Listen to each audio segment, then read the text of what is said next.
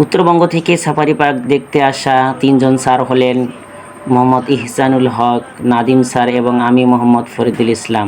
Safari পার্কে ঢুকিয়েই একটি কৃত্রিম অজগর সাপ রয়েছে। সাপটি দেখতে অনেকটা প্রাকৃতিকের মতোই মনে হয়।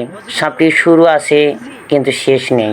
এত বড় সাপ দেখেই অবিকল বাস্তবতার মতোই মনে হয়। দেখে অনেকটা ভীত সন্ত্রস্ত হয়ে পড়েছিলাম।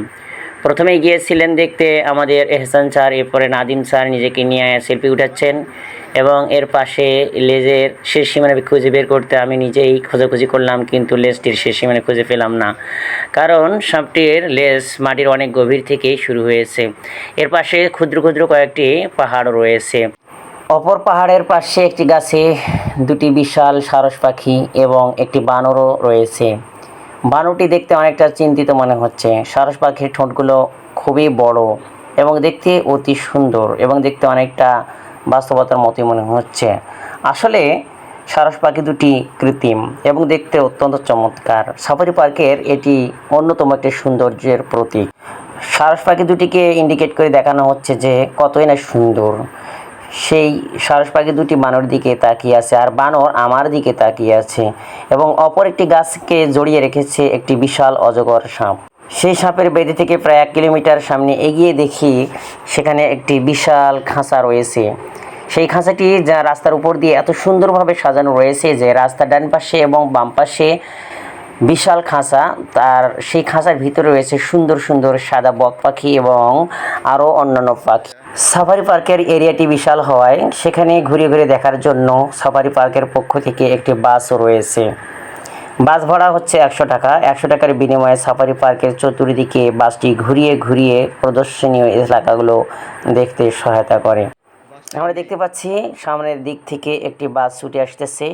আমরা লক্ষ্য করব সেই ছুটে আসা বাসটির মধ্যে কতজন যাত্রী রয়েছে। দেখা যাক যাত্রী কতজন রয়েছে। বাসটির মধ্যে দেখা যাচ্ছে কমপক্ষে 10 থেকে 15 জন যাত্রী রয়েছে। প্রত্যেকে 100 টাকা করে দেওয়ার বিনিময়ে সমস্ত পার্ক ঘুরিয়ে ঘুরিয়ে দেখাচ্ছে। পার্কের ভিতর দিয়ে যে বিশাল রাস্তাটি চলে গিয়েছে এর মাঝেই আমাদের নাদিম স্যার এবং এহসানুল হক স্যার পাশাপাশি দাঁড়িয়ে নিজেদের ছবি উঠাতে দাঁড়িয়ে গিয়েছে। তাদের ছবি অত্যন্ত সুন্দর হচ্ছে। এরপরেই তারা গলাগলি করে সামনের দিকে উট পাখি দেখতে চলে গিয়েছে। আমরা দেখতে পাচ্ছি এখানে রয়েছে বিশাল বিশাল উট পাখি। উট পাখির এরিয়াটিও কম নয়। এখানে এত ধরনের উট পাখি রয়েছে যে এক একটা করে উট পাখি মনে হচ্ছে যেন এক একটা গরুর বাছুরের সমান।